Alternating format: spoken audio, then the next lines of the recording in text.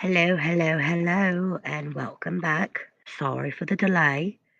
I had like a ton of things going on and I did not have time to do it. But today I'm going to sit down and I'm going to do it.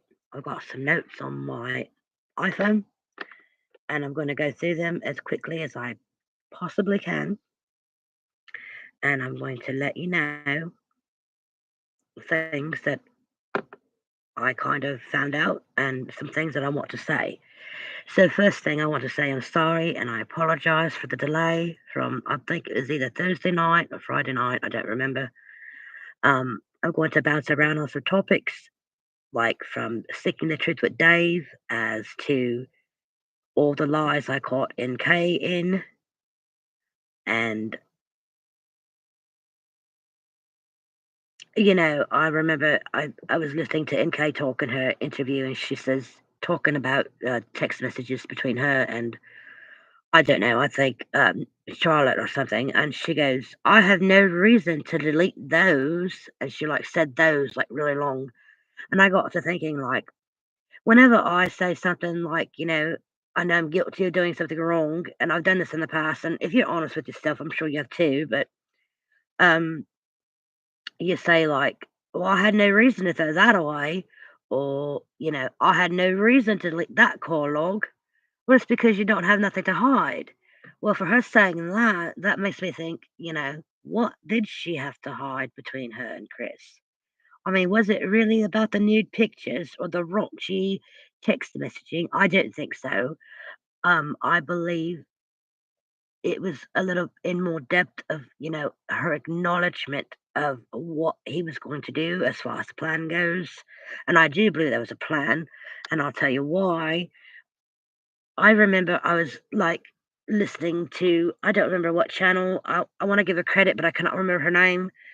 I was watching her channel and, I was listening to it. She, like, cleaned up the audio just a little bit, and I had heard or I'm sorry, I read, some text messaging between Chris and Shanann, and Chris had told Shanann, something along the lines of, "I want them to see their great-grandmother for the last time." Well, for the last time, that right there alone says premeditation to me, simply because, like, he doesn't know if grandma's going to die, and he had a pretty good idea that the girls were going to die. So I don't believe that Shanann caught on to that text message, and it was never questioned. So I swear that shouts premeditation to me. I'm not an expert by no means, but I'm telling you, just by what he said in that one text message, I want the girls to see grandma for their last time, not granny's last time, but their last time. So that tells me right there, he had full intention of murdering these little girls. There was no I thought about it on the way to the oil site. No, you didn't. You thought about it all week while you were in North Carolina, you lying bloke.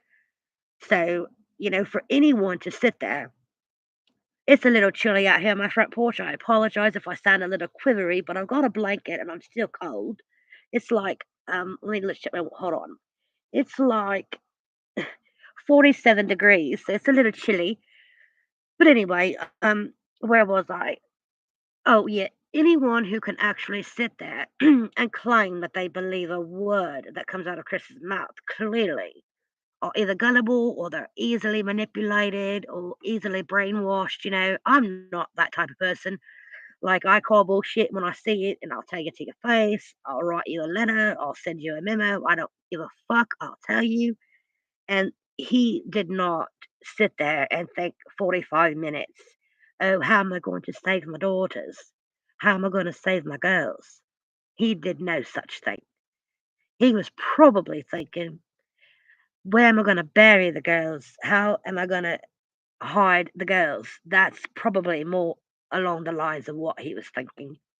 I just want to put that out there. Let's see here. Also, Dave is such a liar. Seeking the Truth with Dave.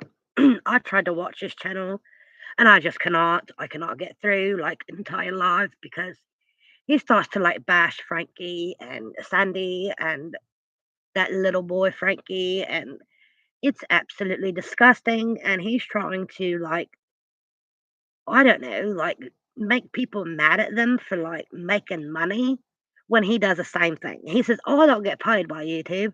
Well, you're right, Dave. You might not, get paid by YouTube, but all 10,000 of your people that are there sitting there feeding their brain with your lies, I mean, they give you like super chat, they give you, well, money all the time. So what's good for you is good for what's good for the goose is good for the gander, sir. So, I don't know why you're hating on them just because, they need a little bit of money to take your stupid sorry ass to court for talking about their daughter. Their dead daughter, I might add. So, if you sit and believe Dave, then, don't mind coming in here and trying to talk to me because I'm not going to fucking side with you. I'm not going to agree with you. I'll probably throw you out, to be quite honest, because I cannot stand Dave. And if you ever try to defend him on my channel, you're gonna get your shit handed to you, hands down. No regret, no remorse. I'll tell you to fuck off, and I'll mean every fucking word of it. Moving forward, so Chris said to Ronnie, not Rodney, I'm sorry, autocorrect my phone. So Chris said to Ronnie in the interview, I think it was the very first one, Ronnie said, "What did you do after that?" Like the fight that was between he and Shanann that never occurred, in my opinion. He said, and I will quote this. He said, "They helped me down the stairs." Who helped you down the stairs, Chris? Who? So, like, that's my question. So, Ronnie and Cindy say that they try to ask him questions, they put out a paper plate and say, "This plate's like 8 inches, Chris. You tell me how you got the girls down in the hatch. We just want the truth." All right, psycho Cindy, if you want the truth, which I think you deep down know the truth, your son's a fucking psycho, and he murdered your daughter in law, and your two sweet little innocent had nothing to do with anything he and Shanann had going on or didn't have going on. You know, it's like he just did not want that family anymore. And anyone who doesn't believe that are quite stupid. And I'm sorry, you can't fix stupid. Moving on. So my thing to you, Psycho Cindy and Rollover Ronnie, is if you want the truth so bad and you're like questioning him every time you see him, why don't you ask him who helped you down the stairs, Christopher? And don't you fucking lie either. I'm so sick and tired of your lies, son. You're making my head spin and you're pissing me off towards you. I will not visit you and I will not accept a phone call from you and I will not write you one fucking letter until you sit down with me at our 5-hour visit and you tell me exactly who was there, who helped you, and the $1,000,000 question, who helped you down the stairs? I don't know if anyone else has heard this, but I heard it for the first time. Um, like last week, maybe I don't know. There's so much going on in my life right now. I don't know night from day unless I look out the window. Okay, moving on. So NK, this is for you, you fucking snake. Where are you? Why don't you come forward and proclaim your innocence if you're so innocent? I mean, you go into hiding, you changed your name, you went to a safe house where I think it's Jim. Was it Jim? Yeah, Jim. Your buddy Jim, who I think is your lover outside of Chris, because who gives a key to a man to your flat? I don't think. I have, like, let me think here. I'm going to be totally clear on this too. I have, like, three male good friends. And I mean, we consider each other brother and sister. And like they come to me and they say, "Hey little sis, how you doing?" And I'm like, "Hey, big bro, what are you doing?" And that's our relationship, and I don't believe out of any of them that they have a key to my well, I don't have a flat, but they don't have a key to my back door. So why does Jim get a key to the back door or the front door, Nicole, if he's just your friend? 'Cause you're fucking him, that's why. We're not stupid.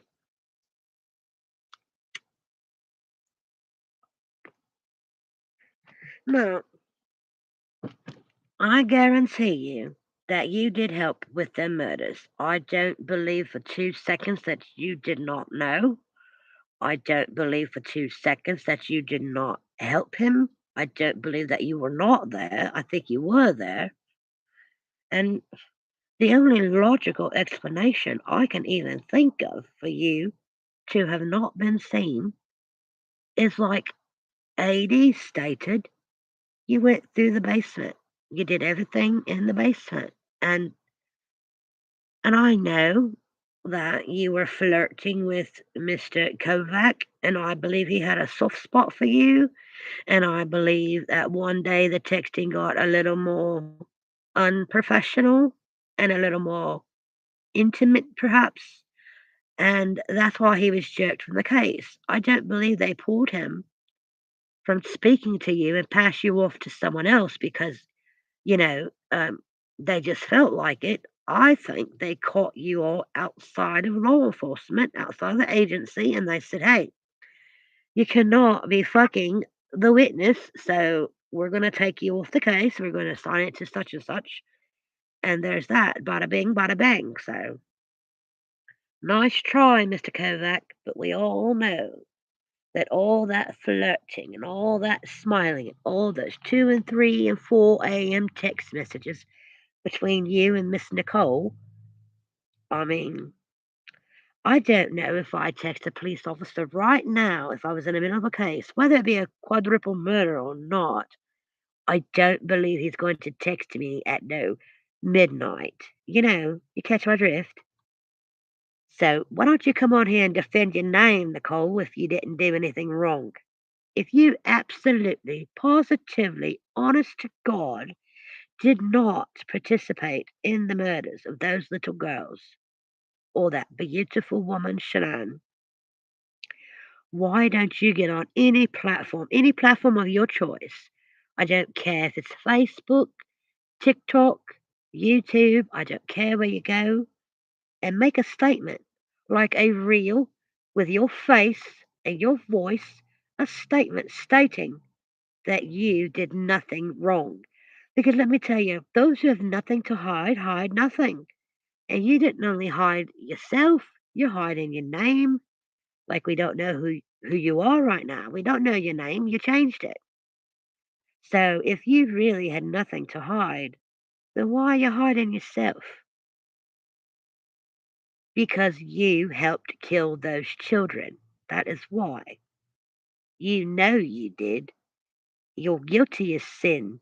And until you tell the world otherwise, the world is not going to believe that you did not have a hand to play in either murdering them or the disposal, if not both. And I'll kick it even one more notch ahead, if not even commencing a plan with him to do this. I mean, wasn't your forerunner spotted at the back of Saratoga Trail at like 1:30 in the morning or 11:30? I can't remember. I'll have to go back to the discovery for that. I don't remember. It's because you know something. You participated. If you didn't, then grow a pair of fucking titties and be a woman and proclaim your innocence. Let us know. Stop hiding. No one wants to hurt you. No one wants to defame you. We just want to know what your part was, especially at 6:16 a.m. What were you doing there at 6:16 a.m.? Because Chris was already gone by then. So what were you doing there? Were you cleaning up the mattress where he claimed he strangled Shanann? Were you mopping the floors so the cadaver dogs wouldn't catch the scent? Because if I can remember correctly, I remember Jane with her dog stating, "Whoa, you smell all those chemicals like it's so strong of bleach. You're the only one that could have used the bleach at 6 o'clock in the morning, Miss Nicole." Chris was already gone, and all the ceiling fans were running to dry the carpets. I just don't understand how law enforcement let you walk away. I don't get it at all. You must have been deep throating a lot of the CBI gentlemen there, and the FBI as well, for them to turn their head to you and take the caps off to you like you're some kind of a queen, and take you and whisk you away and hide you and give you a new name, a new identity, and then threaten the public. If anyone says anything to you out of the way or tries to threaten you, I'll arrest them. Oh, will you, Mr. Kozak? Will you really? We're not entitled to our opinion. You're going to come and arrest me because I think she was involved. You're going to arrest anyone for thinking that she was involved, but you don't have a thing going for her with her. You're not like dating her or got the hots for her, or maybe she's not sucking your cock really. I mean, come on, dude. We're not fucking stupid. We're not in third grade. We're all adults. Why would you go that far to arrest someone for an opinion? I mean, the last I checked, when you live in America, I'm not there, but I'm pretty sure when you live and you're a resident of America, I think there's a thing called freedom of speech. I mean, there's a lot of places of freedom of speech, so don't get me wrong, but you're gonna arrest someone for having an opinion, and you're gonna tell her that. I mean, that's a joke, really.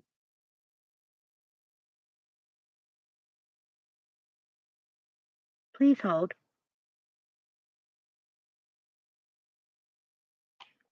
Oh, I want to point this out too. Oh, what was it? Let me remember here. Just give me a moment. I'll remember. Takes me a moment to. Okay, so we're going back to Dave real quick because Dave just gets on my nerves, and so does the Watts family. And I can't say anything about Jamie because I've never seen Jamie.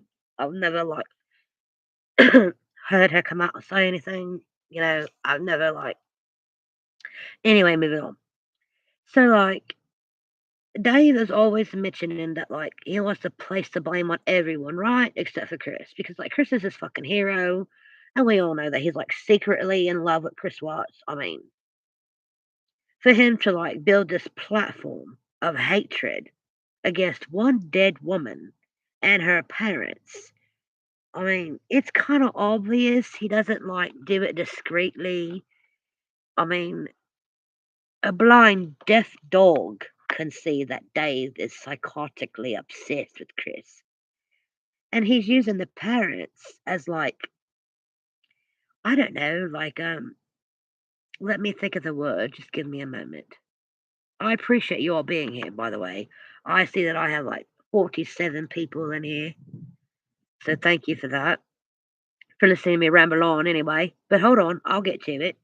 To try to like suck in Chris, like through his parents, like there's a word for it. I just can't think of it right now. I've got like brain freeze or brain dot. I don't know.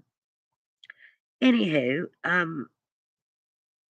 he gives the Watts like a platform, like a live platform. Now keep in mind, everybody, and I want everyone to clear your mind and don't be biased here.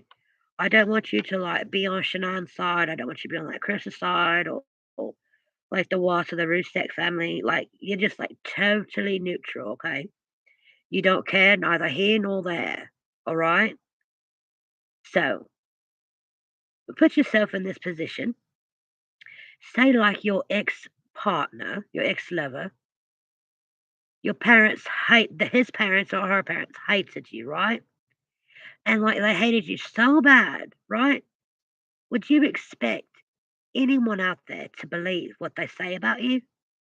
I mean, honestly, because, like, when you hate someone and you make it clear that you hate that person, and they're making it quite clear that they hate Shanann, right?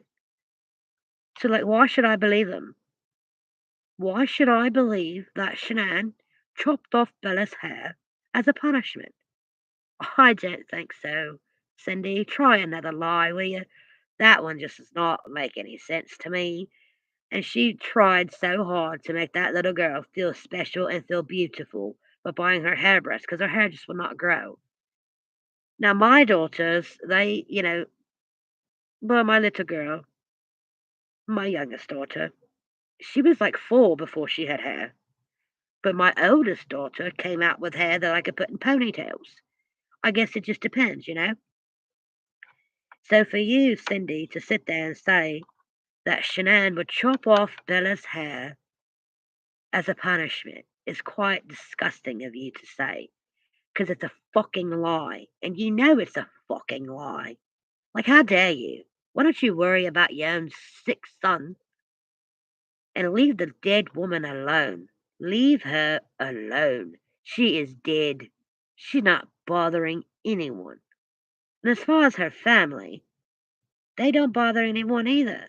They just want everyone to stop talking about their dead daughter and their dead granddaughters. That is it. Let them live in peace. Let them grieve. Let them try to get over this and rebuild their life. Leave them alone, Dave. And you can take what Cindy and Ronnie say and crumble up on a piece of paper and wipe your ass with it. Because that's about how much useful it is. It's fucking disgusting. And it needs to stop. And it stops with you, audience. The less you feed into Dave's lives, and the less people there, and the less subscribers, and the less super chats, the more it shuts his mouth. So Cindy and Ronnie said, well, Cindy mostly said, "Oh, the Rusek family makes me sick." She said it 3 times, and you can see the disgust on her face as she's saying it. And it's like, why would anyone believe anything they had to say? Like, ever. You'd be stupid to believe it.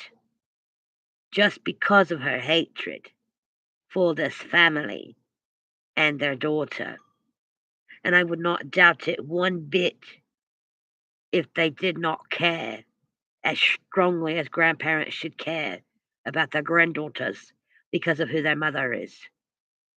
And that, my dear, is why Chris said, Mom and Dad put our girls last to Jamie's. Jamie's kids are the favorites because of Mom's relationship with Jamie. Chris said it all right there in the open on the live with Shanann. And for a grown man to get on there and say that his mother is playing and his father are playing favorites to grandchildren because they hate their granddaughter's mother, that says a lot. So you know it's true right there. Before the murders, it was said before the murders, it was said before North Carolina, before Shanann went, or before Chris went for that week. It was said. So Cindy is just a psycho, pretty much. And Ronnie is run over Ronnie. He rolls over to Cindy for everything and anything she wants. Whatever she says goes. He does not like to fight with her. She's overbearing. And Chris was taught, by his father that he is to please his wife and do as they say. And that's why Chris has this characteristic thing about him to where he needs to be told what to do. He needs verbal directions what to do because he learned it from his father who did it because of Cindy. Now Cindy is the one that wears the pants. She's the man of the relationship. And Ronnie is like this little pushover, go with the flow kind of guy. And in turn, that's what made Crispy that way with Shanann and with Nicole Kessinger. So that's why he is the way he is. And they're both liars. I've caught both of them in several lies with Dave, so, you can't believe them. They've said things, and I've gone back to the Discovery, and I've looked at it with my own 2 eyeballs, and I've read it with my own glasses on, and it's a lie, like, straight up, they're liars. So, Mr. Go with the Flow gets bossed around by Cindy for 30 years, and that's why Chris is the way he is. He got the rollover, Go with the Flow from Ronnie, and he got the psycho, let me murder my family from Cindy. The apple doesn't fall far from the tree. So that's why Chris is a psycho rollover murderer, because he is a rollover because of his father. He learned that relationship that mom is the boss. So Cindy was the boss for a long a time, and she still is. And that's, my dear, is why Christopher is attracted to dominant personalities, and that's why he bows down to them, because he watched his father bow down to Cindy, even in his cocaine days.